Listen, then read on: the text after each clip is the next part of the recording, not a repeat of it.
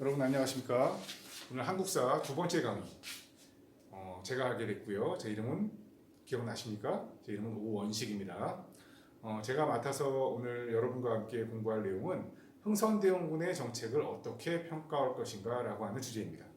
여러분 지난 시간에 박식 선생님과 함께 제국주의 열강이 어떻게 세계를 지배해 갔는지, 제국주의가 뭔지 이런 것들은 공부를 했을 겁니다. 중국과 일본이 거기에 어떻게 대응을 했는지 이런 내용들 포함해서요. 자, 오늘은 바로 같은 시기에 이 조선의 새로운 권력자로 등장한 흥선대원군에 대한 이야기입니다. 흥선대원군은 제국주의 침략과 더불어서 국내적으로도 세도 정치가 60년 이상 이어지면서 굉장히 어려운 처지에 있었던 이 조선의 새로운 구원투수로 등장했던 그러한 인물이었습니다. 이 흥선대원군은 약 10년간 권력을 쥐고 있었는데요. 그 10년간 굉장히 많은 일을 했습니다. 많은 일을 겪어냈고요. 자, 흥선대원군이 바랐던 조선의 모습은 어떤 모습이었는지, 그리고 그가 생각했던 조선을 만들기 위해서 그는 어떤 노력을 펼쳤는지, 그리고 흥선대원군의 그러한 노력에 대해서 우리는 어떻게 평가할 것인지 하는 게 이번 시간의 주제가 되겠습니다. 자, 그러면 본격적인 강의 시작하도록 하겠습니다. 자, 여기 보면 이 그림이 두 개 있습니다. 이 그림이 의미하는 것은 뭘까요? 바로 제국주의 침략이죠. 아시아 아프리카로 총과 칼을 들고, 그리고 때로는 기독교 십자가를 들고 밀고 들어왔던 이 제국주의 세력이 아시아 아프리카를 온통 식민지로 만들어 버렸습니다. 여러분들 알다시피 중국도 예외가 아니었죠. 청나라 아편 전쟁에서 영국에게 패하고 나서 굴욕적인 난징 조약을 체결하면서 문을 열게 됩니다. 일본도 마찬가지입니다. 일본은 미국의 페리 제독에 의해서 문이 열리죠. 그리고는 어떻게 할지 우왕좌왕하다가 결국에는 젊은 무사들을 중심으로 해서 근대적인 유럽과 같은 근대 국가로의 탈바꿈을 시작하게 됩니다. 우린 그것을 역사적으로 메이지 유신이라고 부릅니다. 여기 나오는 사람이 바로 그때 당시 일본의 천황, 일본의 왕이었던 메이지 천황의 모습입니다. 자, 이렇게 서양 세력이 조선으로 밀고 들어오던, 아시아로 밀고 들어오던 제국주의 침략의 시대, 그때 조선의 새로운 권력자가 등장을 하게 됩니다. 바로 이 사람입니다. 흥선대원군. 흥선대원군이라는 것은 왕의 아버지라는 뜻입니다. 대원군, 왕의 아버지. 흥선대원군이 직접 왕이 된 것이 아니라 흥선대원군의 둘째 아들이 왕위에 오릅니다. 그건 누구냐면 바로 고종이죠. 고종의 아버지로서 10년간 사실상 조선의 최고 권력자로서 권력을 누렸던 사람, 바로 그 사람이 여기 이 흥선대원군입니다. 흥선대원군은 이렇게 계보를 올라가게 되면 영조에 몇 대손쯤 되나요? 자, 하여튼 왕족입니다. 왕족이고 사실 아들을 왕위에 앉히기가 그렇게 쉽지 않은 조건이었으나 당시 그 고종 앞에가 철종이었는데 철종이 후사 없이 죽고 맙니다. 그래서 그 당시에 왕실의 최고 어른이었던 조대비에게 이 흥선대원군이 접근을 해서 결국 자신의 둘째 아들을 왕위에 앉히는 데 성공을 합니다. 그러면서 대원군의 자리에 오르게 되죠. 자, 흥선대원군이 생각한 조선의 모습은 어떤 것이었을까요? 흥선대원군은 권력을 잡기 전부터 자신이 생각하는 조선이란 나라의 모습이 있었다고 생각이 됩니다. 자, 그건 어떤 조선이었을까요? 흥선대원군은 이 조선의 가장 큰 문제는 바로 세도 가문, 세도 정치라고 봤습니다. 세도 정치의 가장 큰 문제는 무엇이었느냐? 바로 왕권을 능가하는 몇몇 가문들, 안동 김씨를 비롯한 몇몇 가문들이 왕권을 능가할 정도로 권력을 누리는 것들. 자, 이것은 잘못이다라는 거죠.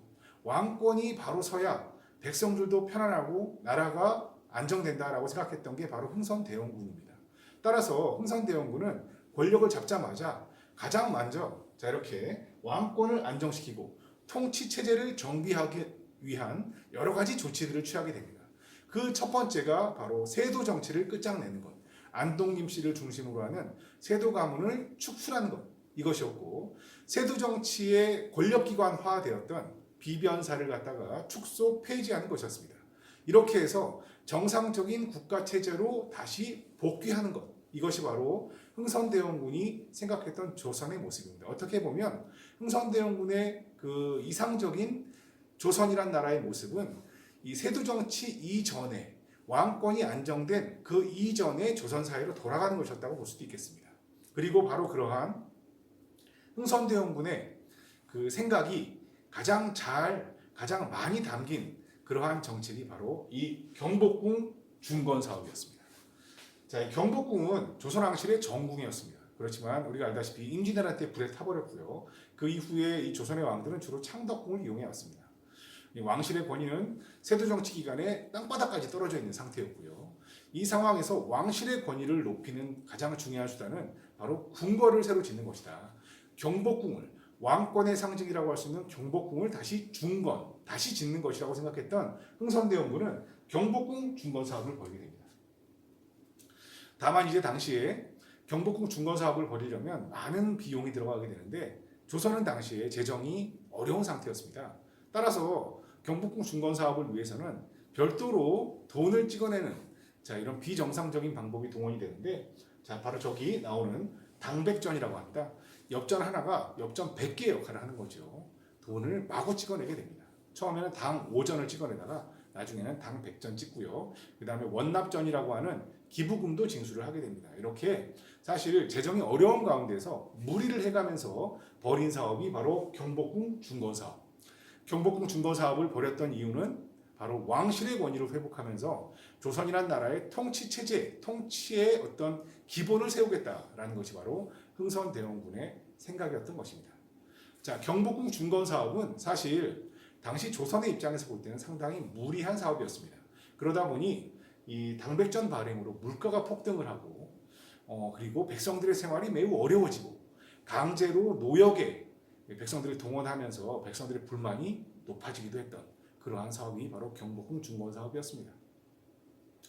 경복궁 중건과 더불어서 법전을 편찬한다든가 또는 아까 얘기한 대로 비변사를 폐지해서 의정부와 삼군부를 부활한다든가 하는 것들은 바로 이 조선의 통치체제를 정비하고자 하는 대원군의 의지가 담겨 있었다. 왕실의 권위를 회복하고자 하는 대원군의 의지가 담겨 있었던 그러한 사업이다라고 얘기할 수 있겠습니다. 자, 그것과 더불어서 대원군이 가장 신경 썼던 부분은 무엇이었느냐? 바로 민생 안정이었습니다. 민생 안정이라는 것은 백성들의 생활을 안정시킨다는 거죠. 자, 예나 지금이나 마찬가지입니다. 자, 어제 그제 국회의원 선거가 있었는데 모든 선거의 가장 큰 쟁점은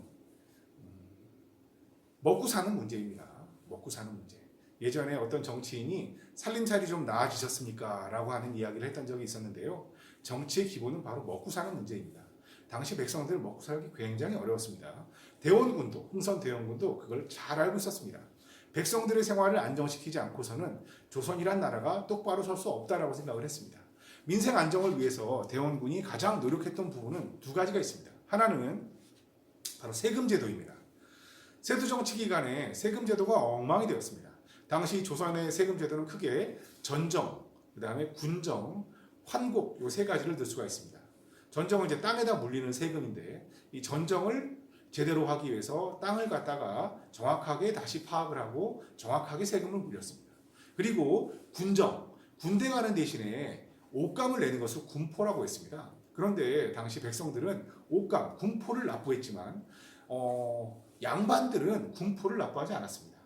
양반의 숫자는 계속해서 늘어났고 백성들의 군포 부담은 굉장히 컸습니다. 이런 상황에서 대원군은 양반들의 반발을 무릅쓰고 양반들도 군포를 내도록 하는 호포제를 시행하게 됩니다. 호포제. 삼정의 문란.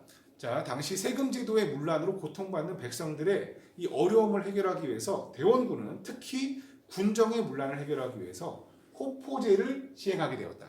호포제의 핵심은 양반들에게도 군포를 물리는 것이다 라는 겁니다.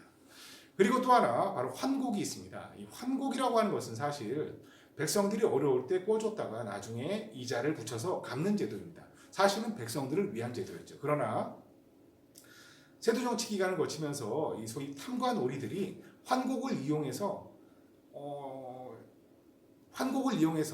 부정부패를 저지르게 됩니다. 높은 이자를 받거나 아니면은 곡식을 꿔줄 때 곡식에다가 모래를 섞어서 꿔준다든가 하는 이러한 일들이 비일비재했습니다.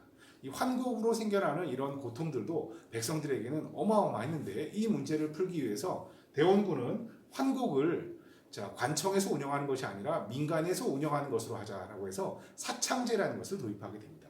결과적으로 이렇게 삼정의 문란, 세금 제도를 바로 잡음으로써 민생 안정을 갖다가 이룩하고자 하는 게 대원군의 생각이었습니다. 또 하나 뭐냐? 민생 안정을 위해서 대원군이 또 한 가지 했던 것이 바로 서원 철폐였습니다.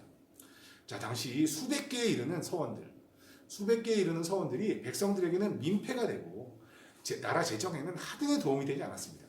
면세, 세금도 안 냈지만 뭐 서원에서 제사가 있거나 행사가 있으면 인근 고을의 백성들에게 서원에서 필요한 것들을 갖다가 내라고 여러분들 말로는 삥을 뜯었습니다. 자, 이러다 보니까 백성들에게는 민폐가 되고 나라 살림에는 하등 도움이 되지 않았던, 나라 살림에 오히려 어려움이 되었던 이 서원들을 갖다가 없애기로 합니다. 47개의 서원만 남기고 모든 서원을 갖다 철폐해 버립니다. 서원 철폐라든가 호포제 실시 같은 것들은 어떤 계층의 반발을 불러왔겠습니까? 당연히 조선사회 지배층이라고 할 수 있는 양반 계층의 강력한 반발이 있었습니다. 그럼에도 불구하고 흥선대원군은 자, 이 민생 안정이라고 하는 대원칙에 의해서 그러한 조치들을 갖다가 굽힘 없이 밀고 나갔다. 이렇게 얘기할 수 있겠습니다. 자, 그러면 자, 지금 흥선대원군이 권력을 잡고 나서 흥선대원군이 만들고자 하는 조선, 그리고 그것을 위해서 흥선대원군이 펼쳤던 이 내정개혁의 두 가지 큰 방향을 봤습니다.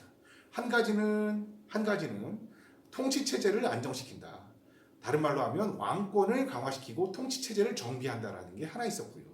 또 하나는 민생 안정이었습니다. 바로 이것을 위해서 대원군은 경복궁 중건 사업이라든가 아니면은 비변사 철폐, 폐지, 세도 정치를 끝장을 내고 그리고 민생 안정을 위해서 삼정의 문란을 바로잡고 서원을 철폐하고 등등의 이러한